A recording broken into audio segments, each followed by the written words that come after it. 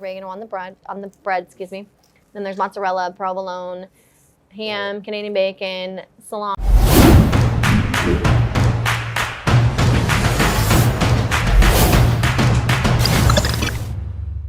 What's up, it's Luis from America's Best Restaurants, and we travel the country coast to coast to find the places where you need to eat at on a weekly basis. And this week we are in Missouri at a restaurant called Couture Catering and Café. We're gonna talk to Amanda, who's the owner. Plus we're gonna see some items like their chicken Alfredo pasta and several other things that are gonna make your mouth water. Look, I know you're hungry because you're watching this, so why don't you come with me? Let's go check it out.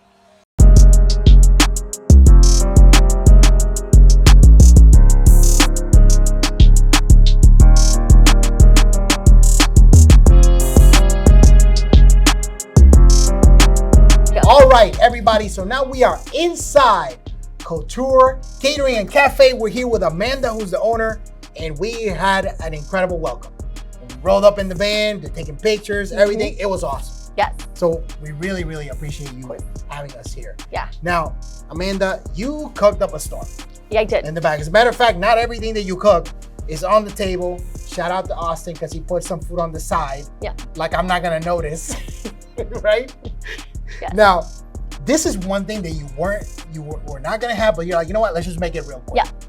Talk to me. What is this? It's my chicken salad croissant. So I've been making it for about 2 years. Okay. It's very sought after. There's celery, grapes, almonds. There's Dijon mustard, onion, garlic powder, salt, pepper, and mayo. And it's shredded chicken. And I cook the chicken, I slow roast it in chicken broth. So, that's good. Yeah. But in the wintertime, people kind of riot, right? Because Yeah. you don't have this? Correct. Yes, it's only in the summertime. Only in summertime. Spring, summer. So April 1st to October 1st. Do you ever bring it in kind of like a limited edition in the wintertime at all? Sometimes. Sometimes. You can buy it in bulk since they cater though. There you go. Oh, yeah. There you go. There you go. Yeah. So now, let me ask you this. How did you get started cooking? I was very, I love entertaining. Okay. So, and I always had house parties at my place, and my friend was like, "You were really good." He goes, "This guy that used to race boats, Dave Scott, he was the Bud Select boat. He started hiring me to do dock parties." Okay. So I started doing dock parties for him in 2017. And then GFI Digital, they're a big computer company and printer company, and I did his wife's 40th birthday party. Oh, cool. And that's really how it kind of started. And then when COVID happened, it was a nightmare because I was actually bartending at a place in the summer of 2019. Yeah. And on my trip, when I was in Spain, the restaurant that I was working at just shut its doors, didn't even tell anybody, 5 days into my trip. Wow. So I got back, I didn't have a job, and I was just catering part-time. So I really kind of lost my butt for a minute, really, and I had to think of another route to go. And so I started bottling salad dressings, infused olive oils, flavored butters, snacks, and it really worked. And I just was tired of doing it out of my condo. It was long hours, exhausting, and I started meal prepping for people too. And I was laying on the beach with my son, and I was like, I need a space. Okay. A week after I got back, I signed a lease, and 2 weeks later, I opened. Wow. So yeah, it was Memorial Day weekend of 2020. So it's been 2 years since I've had an actual space. So Wow. yeah. Now, let me ask you this. You mentioned Spain, and I know off camera we talked, we cooked all over the world. How did you get started? Just let me go to Spain, let me go to Italy. I think you also mentioned me off camera. How did that get started? Well, I do a lot of research. That's really what I do. I love traveling, I love experiences. And so how it really started was I looked on Airbnb and they have experiences to go cook with chefs all over. So that's how I just gotta, you know, because then it's kind of a tax write-off. Right. So, well, it's true. Yeah. But I cooked with a chef in Spain. He was from Italy, actually. I think I told you that. And then I did some classes in Greece, the Dominican Republic, and just all over. But it's mostly off of Airbnb or Get Your Guide or Viator. They're all just different websites that have experiences and like just all kinds of stuff. So yeah, it's fun. That's cool. So it gave you the opportunity to not only travel, but also learn a new skill, or at least learn how to make that cuisine. Yeah. Right? Yeah. That's really cool. That's really cool. Yeah, the pizza making class in Naples was probably the funnest. We had to spin the pizza dough and get an apron on, and I was kneading the dough, and he goes, very good, very good. I have a video of him saying, you do very good. Trying to talk Italian, it didn't work, but. Okay. So, yeah. Okay, now, what is the type of vibe that you're trying to bring here to this restaurant? I mean, it's family style, but it's fun and upbeat, and it's new, it's different. I don't think a lot of places around here are ready for what I offer. Okay. What we do is very time consuming. It's, you know, this is tedious. This is a charcuterie board that I do, and it's artwork for sure. This is one of the most, my favorite thing that I do. It's fun and therapeutic, really. But yeah, I don't think, I think I stand out above the rest because before I didn't really have a menu for my catering. I let my clients choose whatever they wanted, and then I would accommodate them however I wanted them to be happy. And so that's how I got a lot of jobs as far as like weddings and just various things. And I kind of ended up having to have a menu because I need a menu. I need something in front of me. So I actually just created my menu 2 months ago. Okay. So I have 8 different catering menus, 8 or 9. Gotcha. So. Was the catering menu driven by the experiences you've had before for people ordering certain things? Yes. Okay. Yes. I see. Yeah. So I've been doing the private chef work in people's homes. So I go to people's homes and I cook 3 to 4 course meals. Okay. I have a pretty direct menu for that. It starts at a certain price and goes up, but and it's not limited to. So if there's something that they want that they don't see on the menu, I'm not opposed to making that. Okay. So that's, you know. Okay. Something that I like to offer as well. Very cool. Now, you insisted on having this. Yes. Tell me, talk to me. Spaghetti meatballs. Okay. So the meatballs are handmade. Okay. Theora and Sarah and Michelle and I, we slaved away. We made how many? 500, I think? That 600, 700? I don't know, 700. Yeah. So it was very tedious, long day. The marinara is also made in-house. That sounds really good. Thanks. Really good. So it's all very simple. I don't think people realize when you do stuff homemade how simple it is. Those meatballs are really good. Yeah. I don't know what the mix is, but that's really good. Really good. Wow. Simple. It's very simple. Those are damn good. And it's got a little kick to it. Maybe some red pepper flakes, something. That's really good. Yep. Really good. Thank you. I mean, it's a comfort dish, but it's really damn good. Thanks. Really damn good. Now, this charcuterie board, when we walked in the door, this thing looks absolutely gorgeous. Thanks. What is your inspiration when you make these charcuterie boards? Do you just kind of throw everything at it, or do you have a certain kind of methodology? It really just it depends on my mood. And I have other clients. I have so many different varieties of them that I have. So I have like an Italian-inspired one. Okay. So it really, this is just kind of my standard that I do. I normally have edible flowers on it, and I don't have them on this one, sorry. No, it's okay. And then there's poinsettias on it, which are not edible. But yeah, it really just depends. Bachelorette parties are really good for this. I've teamed up with another company, Got Your Batch is what it's called. She has me on her website for this and for private chef options as well. But so if it's like an Italian inspired, this is more of an Italian one, I think. Okay. It's got the prosciutto and salami and, you know, just other various meats and cheeses. So yeah, it's gorgeous. Olives. I almost don't want to tell. I mean, I've been picking at it here and there while people are not looking at me. Yeah. But I don't want, this right here is super cool. Thank you. That, the little kind of like a rose type batter. It looks gorgeous. I don't even want to touch it because it looks so beautiful. Thank you. But I'm going to crush it later. Yeah. Definitely off camera. Absolutely. Off camera. Now, let me ask you this. What is your favorite type of cuisine? Because I think sometimes I ask, hey, what's your favorite item? And item's pretty limiting. What's your favorite type of cuisine to make? I like Italian. Italian? Yeah. Italian or shellfish. Okay. What is it about Italian that you love so much to make? It's so simple. Okay. I love all the sauces. I mean, my marsala is what I do for weddings typically, or my bodega, and then my spaghetti meatballs. The Alfredo is also made in-house, which is this right here. Oh yeah. It's all very simple. That you want that? Oh yeah. No, because Austin put it away from me, like I'm not gonna touch it. Yeah. We're friends, but Austin sometimes puts dishes away from me because he wants them. So Alfredo, it is funny because you brought it to the table and Austin's like, when did you have time to make this? Sarah made it for me, actually. She's got my recipe back there, and She's like, Alfredo. I'm like, yes, let's do it. There's only like 6 ingredients in the sauce. And parsley. There's parsley in everything. That's really good. Yeah. There's something else extra in here. I'm not sure what it is. White wine? Could be. That's good. Austin, that's Are you jealous? I roll. That's good. Really good flavor. Now, out of Italian, are there any certain specific things you typically gravitate towards when you're making? I like to make veal, but it's not really a thing here. I'm obsessed with veal. Okay. That's all I ate when I was in Italy. Really? Yeah. It's like a lemon sauce. Okay. It's yeah. a veal scalapino. Limon? Veal scalapino. Okay, scalapini. Mm-hmm. Scalapini, yes. See? Mm-hmm. I don't even know how to say it. No, that's okay. Yeah. And I was like, whenever I read it on the menu for the first time, I was like, oh, I'm getting scallops. Nope.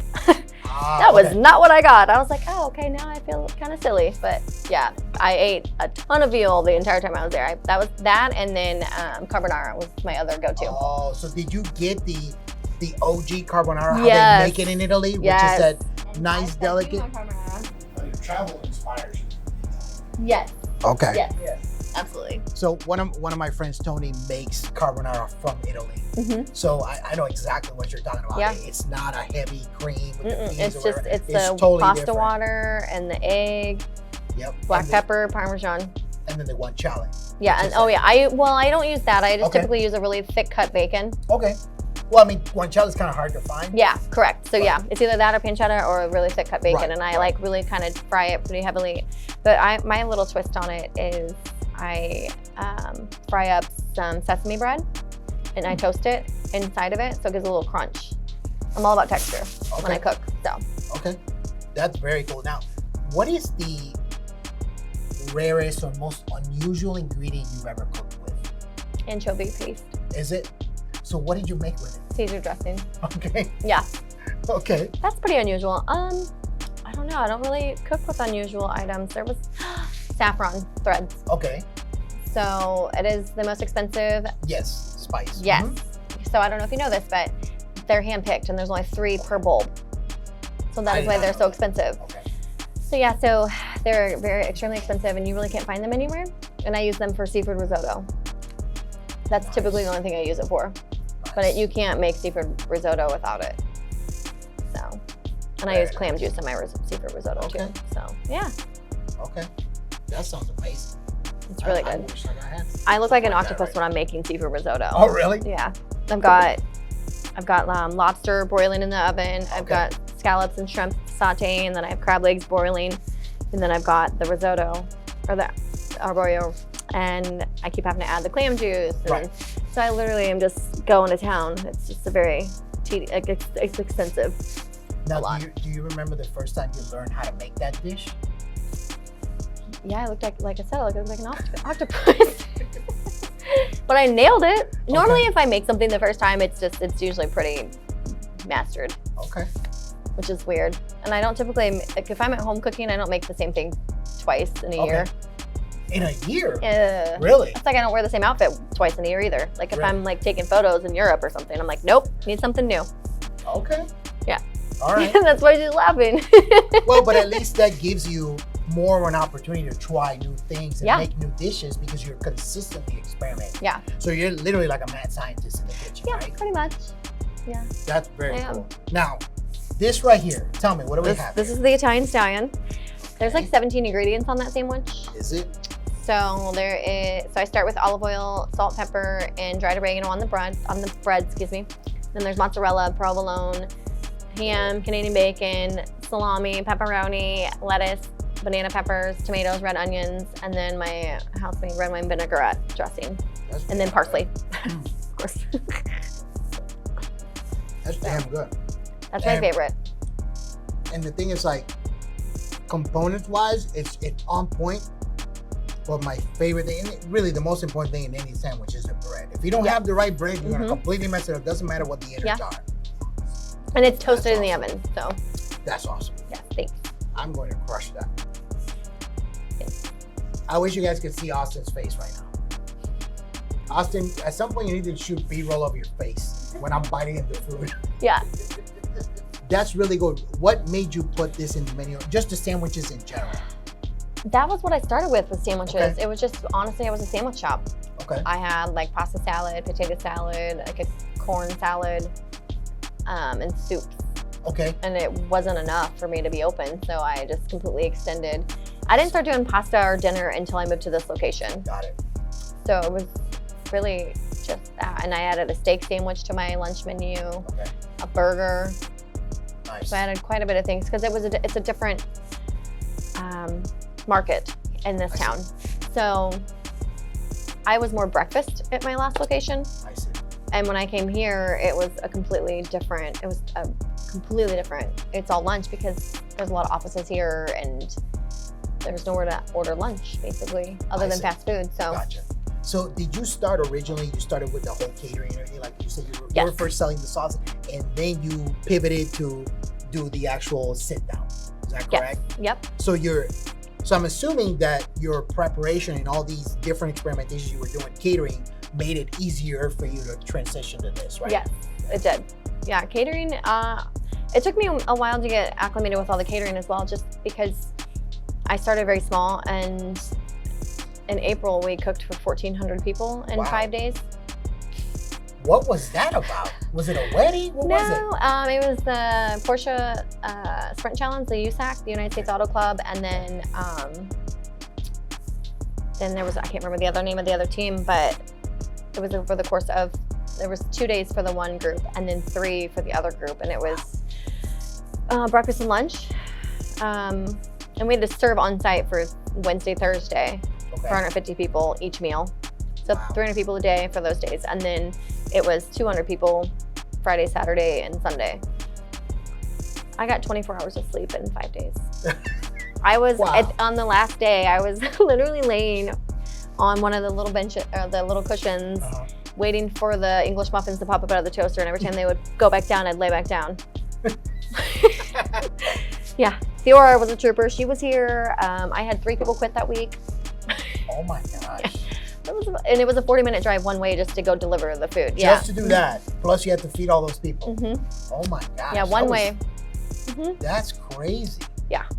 How did you make it through it? I think I got drunk a week later. So let me ask you this. How do you consistently get inspired to learn new things, keep cooking, and just enhancing your skills? Traveling. I love traveling. I try to go to Europe or somewhere exotic or new every year. And I see the different cultures and how they do things, and it's so inspirational, and it's so different how when you go to other countries, the simplicity of everything, and it's unreal. I just went to Tulum, Mexico last week. Okay. And everything was beautiful. The food was amazing. Most restaurants we went to, everything was organic. Okay. Or it was just caught that day. And that's the one restaurant we went to, their menu changes daily because of that. Oh, wow. You know, and I wish I lived somewhere that we could do that, but we live in the middle of nowhere. So, yeah, I mean, when we go to Europe this summer, again, it's just, I try to find the most unique experiences and cooking classes that we could find. So I'm doing one on the Amalfi Coast, which is in Italy. Okay. And we're actually having dinner at a family farm up on the hillside, which is really cool. So we get to kind of experience that. And I want to go to a lemon farm because I'm obsessed with lemons. Okay. Love lemons, like everything. More than parsley? Yes. Oh, I don't know, maybe. I don't know. It's a toss-up. All right. The Isle of Capri, or Capri Island, that sounds like, But the lemons are like this big. They're massive. They look like a grapefruit. Okay. And I was just it was just astonishing, like seeing them. And I don't drink orange juice anymore because oranges, like they just are like, oh, it's fresh squeezed orange juice. I didn't even put oranges in my mimosa because the oranges were so amazing. I didn't want to ruin the orange juice. Okay. So, yeah, I mean, it's just the diversity, and everybody's just so nice everywhere I go to. And one restaurant I went to in Italy last summer on the Amalfi Coast, she was pregnant, and little bitty place. I mean, there was probably 6 or 8 tables. Oh, wow. Just Okay. like my last location. And I wrote a huge review, and I still keep getting notifications on Google that my review is getting the most hits. That's cool. Because I was trying to, like, you know, and honestly, I'm probably gonna go back and visit her when I'm there this summer. Yeah. It was just really cool to see how simplified everything is. And here we don't have that choice. So that's kind of where I wanna expand and learn more. So, That's really cool. Yeah. That's really cool. I'm glad that you kind of keep learning and just Yeah. your travel experiences, and you're learning how to cook directly from these cultures. Yeah.